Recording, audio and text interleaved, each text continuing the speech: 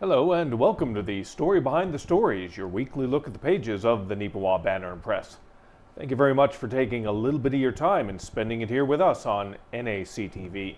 I'm Eoin, Devereux, journalist with the Banner Press, welcoming you to the show for this week's edition, and I'm joined this week by owner, operator, publisher, all-around handyman, as it were, Ken Waddell. Ken, good to have you in here this week.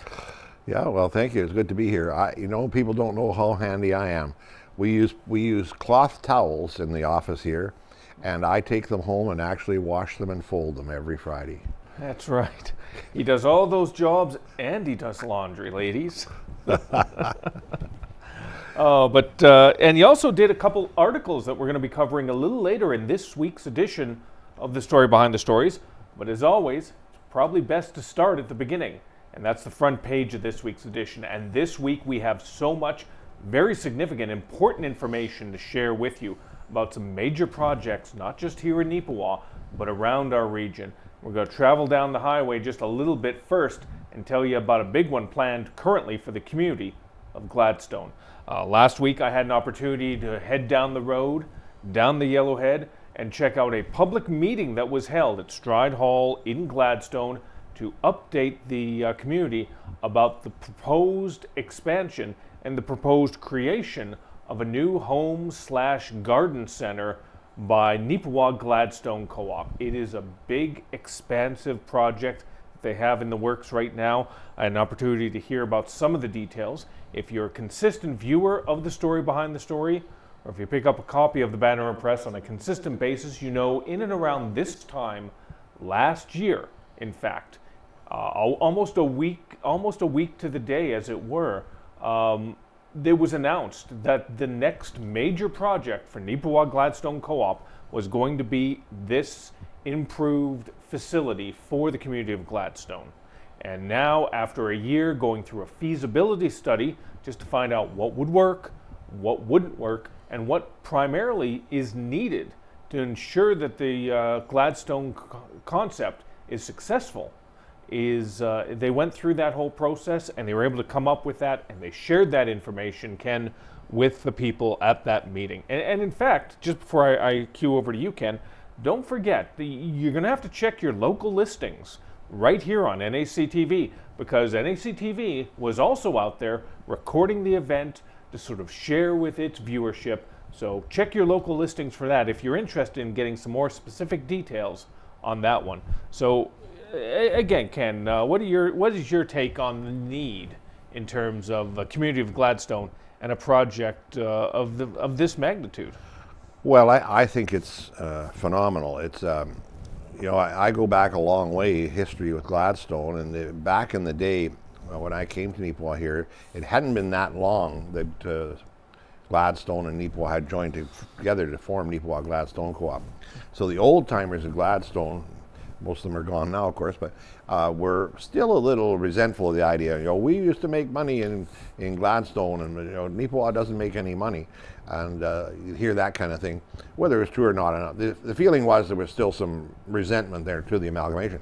Well, that's long gone, of course, and in fact, as was pointed out at that meeting, some parts of the Gladstone portion weren't making money and hadn't made money for a few years, and not to poke fingers at anybody, but it was just the way it was.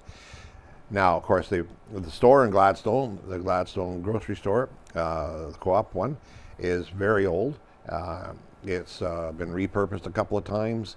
It's obsolete, and of course, they lost the hotel downtown, and the obvious thing was to try and build something there on that site, but it wasn't big enough, and so they've got some land there together with where the service station is now, and it's amazing what all they're going to look at. I understand there could even be a motel, but there's going to be food store, there's going to be expanded service station, right? And there's going to be a deli and maybe a restaurant, a fast food restaurant. It's crazy. That's right, Ken, and we're going to share those details with you specifically right now. The plan they have in place is even more expansive than they had originally announced a year ago.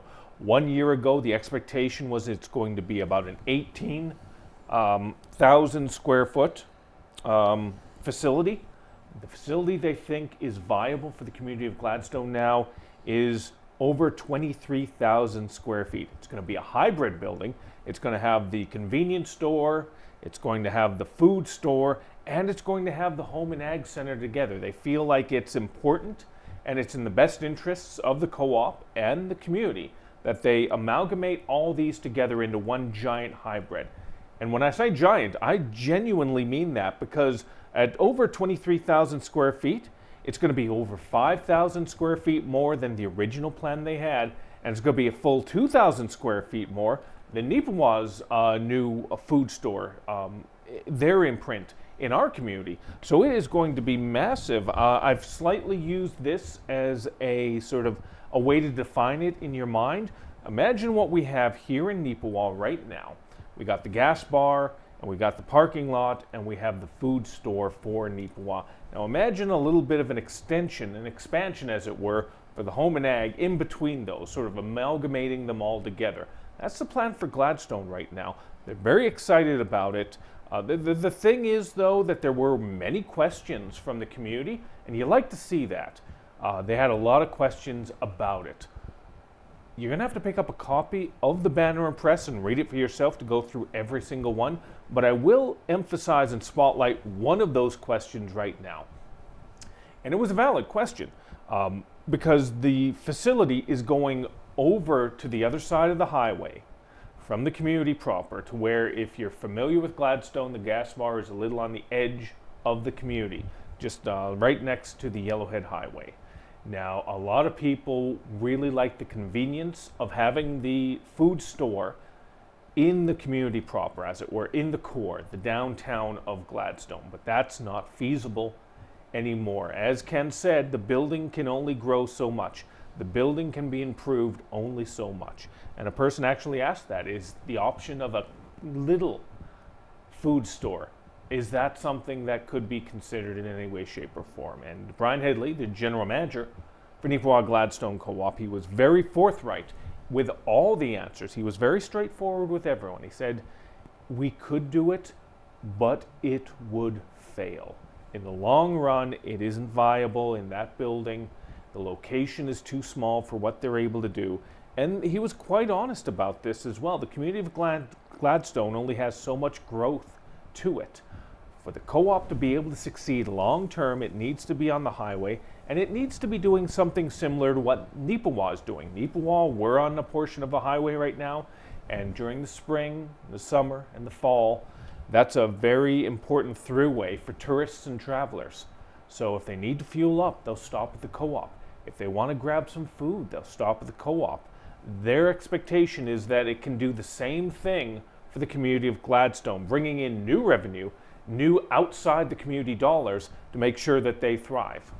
So, yeah, and I think that I can certainly understand the people who are maybe older people and living right in the town proper don't want to drive out to the edge there to get the groceries. But you know, the same thing happened here in Neepawa, and they've arranged for deliveries and pickups and stuff like that. But they also have to look at the long-term viability of the operation. And I don't know what percentage of the food store sales at Neepawa come off the highway, so to speak, from people who don't live in Neepawa or live quite a ways out of Neepawa. And they certainly improve that aspect of their sales tremendously. yeah. Well, again, it's one of those things of the people in the community, they want some answers, and this gathering, this open house, was able to give them some of the answers. And for the most part, I think people were understanding.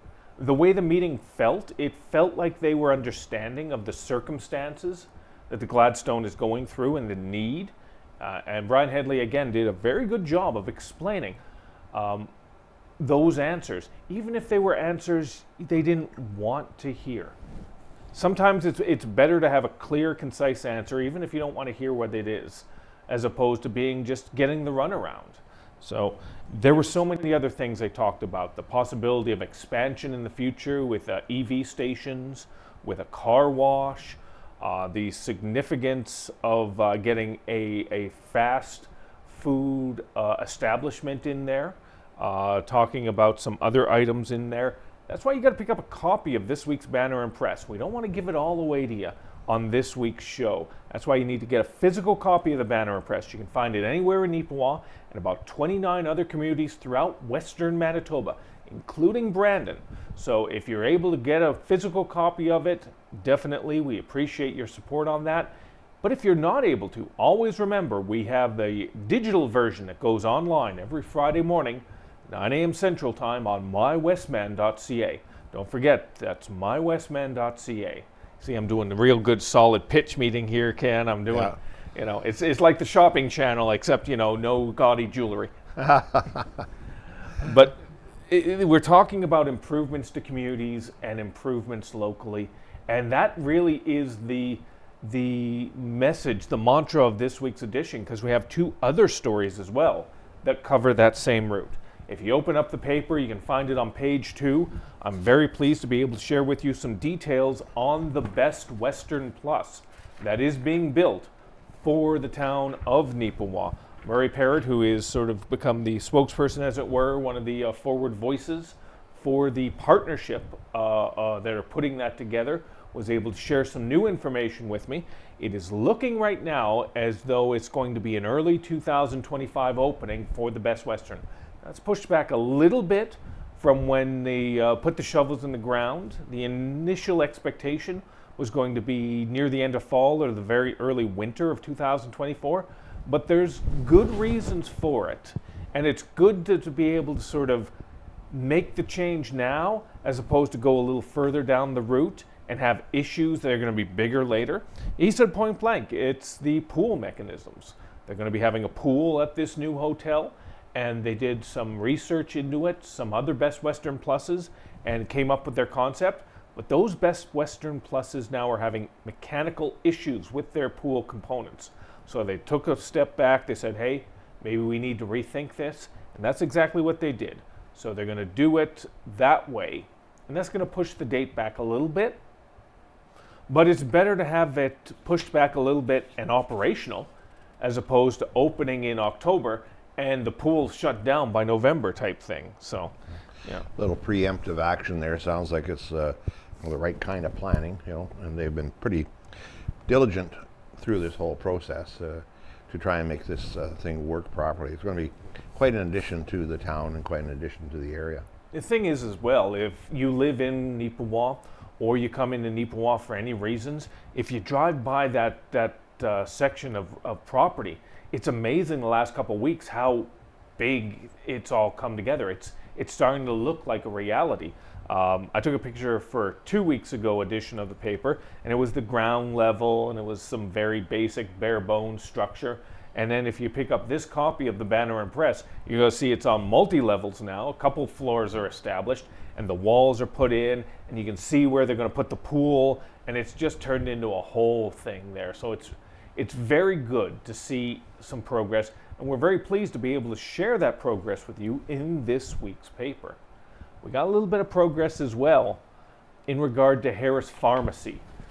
That's another project that a lot of people are looking forward to. They're moving into a brand new building just right across from the Salvation Army thrift store. And that project as well is really starting to make some progress.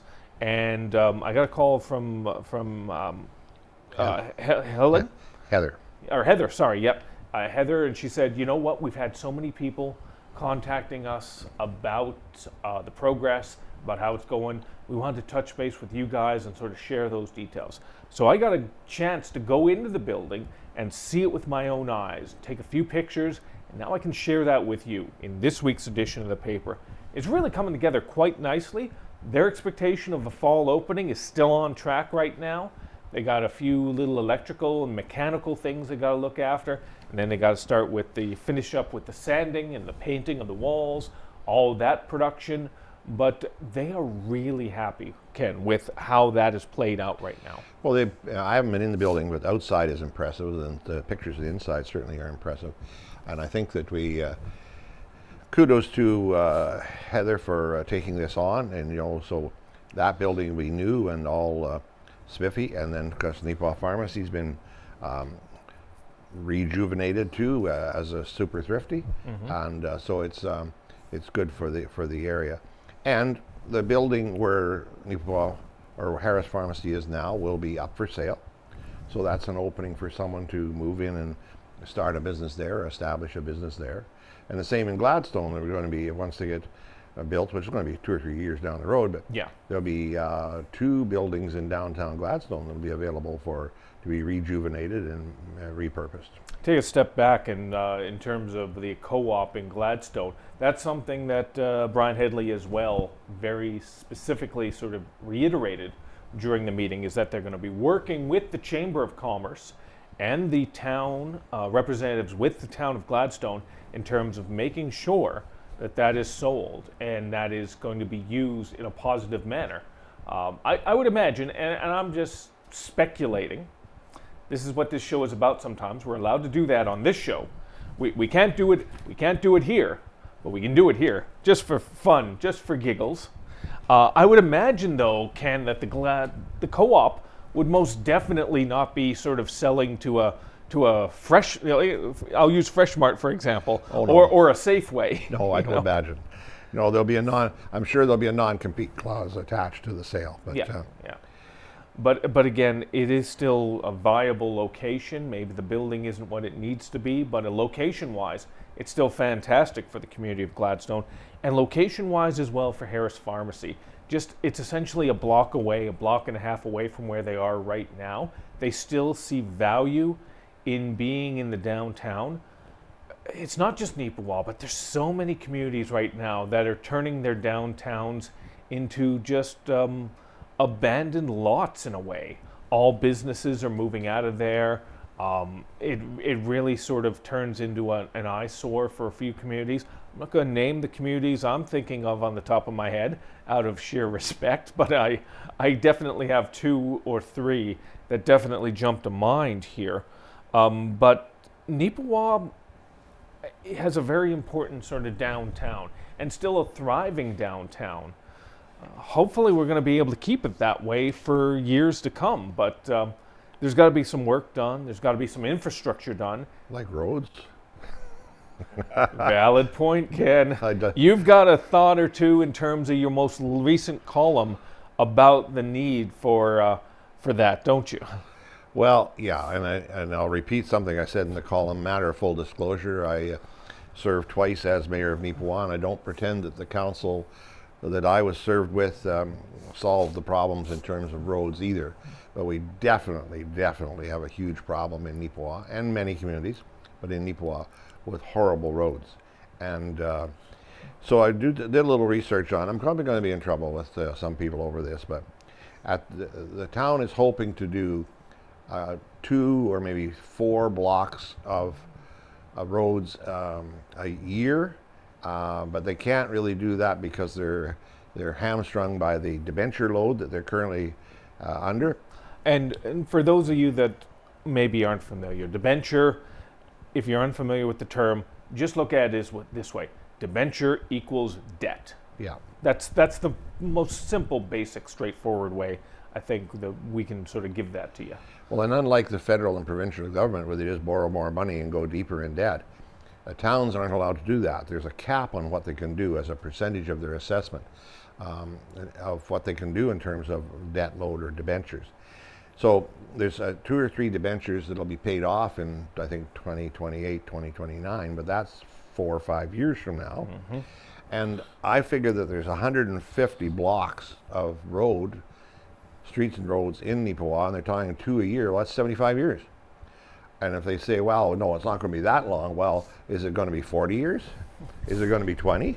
And we can't afford either of those. And quite honestly, there's some priority roads that probably got to take precedence the first time around, most likely the second time around, and depending on how well they're done, the third time around as well. So yeah, and I believe that the commercial roads, I think that Hamilton and Mountain should be done first. Yeah. So that you maintain some semblance of order in terms of your commercial area, because they get the most traffic. Yeah. A side street, it's nice to have a nice smooth paved road in front of your house, but if you want to slow the traffic down anywhere in the community, it would be residential streets. Yeah. And so there's a pothole here and there. It's not quite as jarring, so to speak, and you don't have the traffic load. Like the traffic load on a lot of the residential streets isn't nearly what it is on Hamilton and Mountain. And of course, the town is having to put a whole lot of money, to shore up their in-kind requirements. Yes, thank you, for the hospital. And so there's a little bit more delay on this other infrastructure. The problem as well, you talk about Hamilton and you talk about Mountain and being the primary focuses, or the need to be the primary focuses. The unfortunate situation is one of those is not their own decision to make in terms of historically, Mountain is viewed as a provincial highway still from a historic text. So you've got to deal with the province in order to get anything done. Yeah. Well, the current Highway 16, probably maybe as far west as the Boston Pizza, but not even that far west. And Mountain Avenue used to be Highway 4, and it was the east-west road, and the east-west travel through Neepawa used to come up Mountain Avenue and turn west again at Commerce. Trivia, old history, but that's just the way it is, and the province is still responsible for that. Yeah. You know, I guess we can say thank God the province is responsible for that, because that's less money the town has to spend, but it's still in terrible shape, regardless of who's looking after it. Yeah.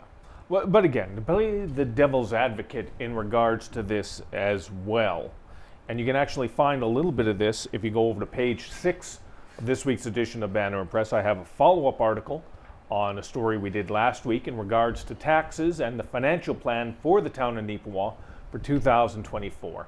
Financial plan is being finalized. The expectation right now is a 2.1% tax increase for the ratepayer. I think that comes out roughly to about $17.50 per $100,000. Let me just check that number again just to be sure. It was, yes, 2.1. 2.1. Now again, nobody wants to pay more taxes. In the grand scheme of things, if we can have money in our pocket or give it away, we'd prefer to have money in our pocket. But always remember, it most definitely could be worse. You just have to look down the road at Brandon, who is having like a 9.4% increase in their taxes this year and have an expectation of a 10% increase next year. And their roads are worse than ours. I have family that still live in Brandon, and I go visit them, and every single solitary road seems to have something significant wrong with it. A little bit of alliteration there, you know. Well, and you're saying 9.4, maybe 10%. If you have 9.5 to 10% per year, you're going to double in 7 years. Yep. It's because again, that's the fine line. And I had a chance to speak with Brian Headley and Daryl Gerard, who looks after the financial committee for the town of Neepawa when it comes to deliberating on the budget. I talked to them about that fine line. It's a balance between getting everything done and keeping the tax rate as fair and as even-keeled as possible. Because we could get all the stuff done. We could. Every single road could be pristine. And every little bit of water and sewer could be done like that. And all that could be looked after. But that costs a lot of money. That costs a significant amount of money. More than maybe we're able to pay right now as ratepayers. So you've got to sort of find the balance in between, that pendulum. And like municipal politics, I've always said this. If you're a consistent viewer of the show, you know I've said this ad nauseum. Municipal politics is the most thankless of the 3 levels of government, and it has the most significant immediate day-to-day impact on your life and my life, in my opinion. So again, it's one of those things of you've got to balance it out, and you can find that story on page 6, as I said. Maybe you can sort of learn from what they were able to do and see what they were able to do that are still going to be positives for the community of Neepawa. Because there's still so many legacy projects as well I talk about, Ken, that they still got to pay for. Yeah, the growth is wonderful, but affording it and cash flowing the growth is quite another thing. And I don't envy the town their job. I mean, I fully understand that. But I think that the province and the federal government is going to have to come through with some money on this. I heard the other day that the province is going to put a bunch of money into Winnipeg streets And Dauphin as well got an announcement recently as well. Well, it's going to have to go further than that. I got bad news for the government. It's going to have to go further than that. And people say, well, why should we build streets in Neepawa? Well, why should the rest of us build streets in Winnipeg? Well, it's because they're needed, and everybody uses all the streets when it comes down to it eventually. Yeah. We only have a few minutes left right now. There's so much more we could talk about, but we're going to have to skip a couple things, such as a review of our Farmer's Advocate. This week's edition has 4 pages of that special section that we put in each and every month between February and November, yep. And as well, we had a story from Casper, a fundraiser for Amos Taylor. If you live in Neepawa, you know Amos, you've seen him around, very cordial young man. I run into him at the gym on a regular basis, actually, because he's got a membership down there and he does stuff down there. And it was a great little fundraiser that was recently held for him on a special piece of equipment there. But I want to focus very specifically, Ken, with the minute or two we got left. Yourself, Chris, and Rob Waddell as well were out and about in the rural communities covering a fair number of events last weekend, weren't you? Yeah, that son of mine, I think, has got 5 pictures in the paper this week. So. Yeah. He likes taking pictures because that's the easiest part. Getting the information is harder. Yeah, but you and Chris, I think you were out in Austin, though, were you not? Covered the Austin Woolen Mill opening there, which is a great new industry for Austin and for the area. And we covered the toy show. It was a phenomenal toy show at the Austin Museum there, which is packed with toys. There had to be thousands of toys inside that hall. Well, it's kind of interesting. I'll go back to the toy show in a moment, but the woolen mill, I mean, that's sort of a specialty item for a community. To see it in such a small community like that, that's kind of interesting. Yeah, well, everybody has to drive to it anyway, so it doesn't have to be in a big center. And so I guess, maybe their building costs and taxes and land costs will be a little less. But it's only one of 2, as far as I know. There is one other woolen mill, and I don't know what size or scale it is in the Winnipeg area. But this one is really, really cool. They got brand new equipment. They can pour out a lot of wool and make it into knitter's yarn pretty fast. So I think they'll do well, and I really hope they do. Yeah, that's right. Now, if you want to learn a little bit more about that, you can find it in this week's edition of the paper, as well as about the toy show as well. And again, Rob Waddell was out and about. He covered the McCreary Maple Syrup Festival for us. Some fantastic visual aspects of that event that we're going to have in this week's paper. So very pleased with that and be able to cover as much of that as we could. There's so much more we could have talked about, but there's only so many minutes in a half hour. About 30 of them usually. Yeah, about that. Unless inflation has changed them. We're up to 31.5. Oh, geez. And then metric comes in and turns into a whole thing. 32.5. That's why you need to pick up a copy of the Banner Press each and every week and see it for yourselves. Always remember, in 30 different communities throughout Western Manitoba, or each week on mywestman.ca. And again, if you have any story suggestions for us, it's always appreciated. We try to hit them as best we can and as many as we can. And you can contact us at news@neepawabanner.com or by phone at 476-3401.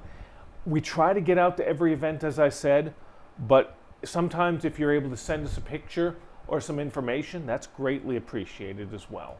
Anything where you can share with us so we can share with everyone else would be wonderful.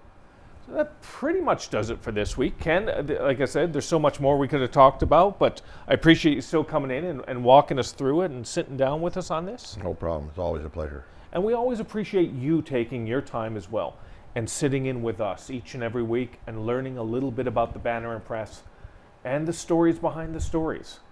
Thank you, and have yourself another fantastic week.